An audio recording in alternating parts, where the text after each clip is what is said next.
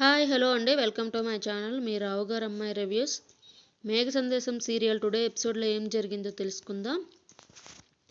అయితే కేపీ మీరాలకు చెప్పి బిందు కాలేజీకి వెళ్తుంది. డోర్ దగ్గరకు వెళ్ళగానే అపూర్వ చూసి ఆగు అంటుంది. అయితే బిందు ఆశ్చర్యంగా ఆగిపోతుంది.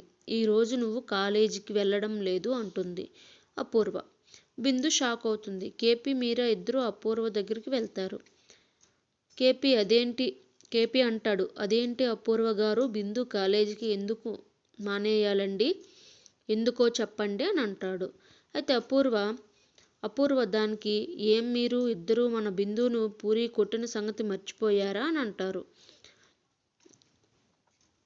అయితే కేపీ అంటాడు, చిన్నపిల్లలండి, కొట్టుకుంటారు, తిట్టుకుంటారు, కలిసిపోతారు. ఆ మాత్రం దానికి బిందుని కాలేజీకి మాన్పించాలా, ఇది పెద్ద రాద్ధాంతం చేయాలా మీరు అనేసి అంటాడు కేపీ. అయితే అపూర్వ దానికి, కొట్టుకుంటారు కలిసిపోతారు అంటే ఏంటి నీ ఉద్దేశం, ఆ శారదా ఫ్యామిలీతో మనం అందరం కలిసిపోవాలనా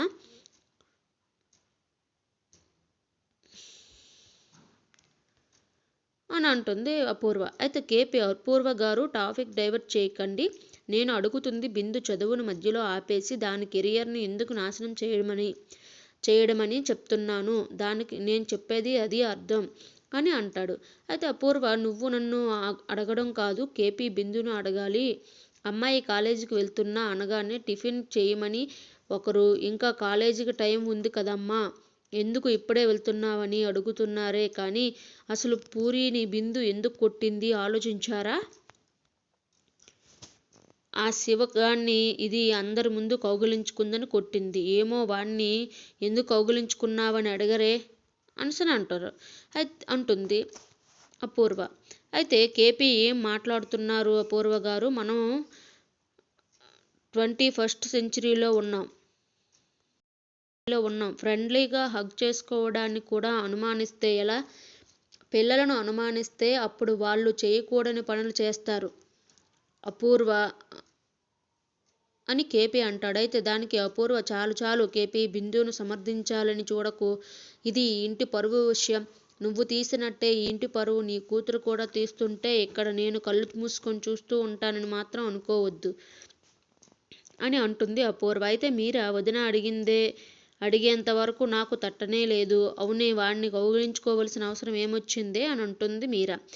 అయితే బిందు అంటే, అమ్మ అది శివ నా క్లోజ్ ఫ్రెండ్ అమ్మా, నాన్న చెప్పినట్టు శివ రన్నింగ్ రేస్లో గెలిచాడని అప్రిషియేట్ చేశానమ్మా, అంతేనమ్మా, మా ఇద్దరి మధ్య ఏమీ లేదు అని అంటుంది బిందు. అయితే అపూర్వ, ఏమ్మా శివ నీకు ఒక్కడే ఫ్రెండా, లేకపోతే గెలిచిన ప్రతివాడిని ఇలాగే కౌగిలించుకొని ఎంకరేజ్ చేస్తున్నావా అని అంటుంది. అయితే బిందు, అత్తయ్య అనేసి అంటుంది. అయితే అపూర్వ, ఏంటే నోరు లేస్తుంది, మీ నాన్నే నా ముందు నోరెత్తడానికి 1కి 10 సార్లు ఆలోచిస్తాడు, ఇంతున్నావే లేదో, నువ్వేంటే నా ముందు నోరు లేస్తుంది, ఈ పరిస్థితిలో ఉన్నాను కదా కొట్టలేనేమోనని అరుస్తున్నావా, చూడు నేను పిలిస్తే రావాలి, నేను కొడితే పడాలి, అది ఈ ఇంట్లో నా స్థానం, ఎవరి స్థానం వాళ్ళు గుర్తు పెట్టుకుంటే మంచిది అర్థమవుతుందా అని అంటుంది. అయితే బిందు, అత్తయ్య ప్లీజ్ అత్తయ్య, నన్ను చదువుకోనివ్వండి అత్తయ్య అని అంటుంది. నాకు చదువుకోవాలని, జాబ్ చేయాలని ఉంది అని అంటుంది.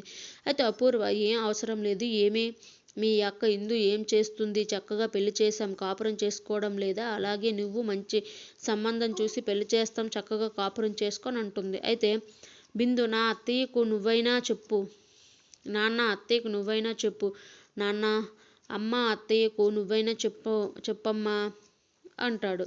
అయితే అంటుంది బిందు. అయితే అపూర్వ, నేను చెప్పింది మాట అయితే వాళ్ళు నాతో మాట్లాడటానికి ప్రయత్నిస్తారు, తీసుకుంది నిర్ణయం అయితే ఇక్కడ ఎవ్వరూ మాట్లాడరు, నువ్విక కాలేజీకి వెళ్ళటం లేదు, లోపలికి వెళ్ళు అని అంటూ అపూర్వ కోపంగా బిందును తిట్టగానే బిందు ఏడుస్తూ లోపలికి వెళ్ళిపోతుంది.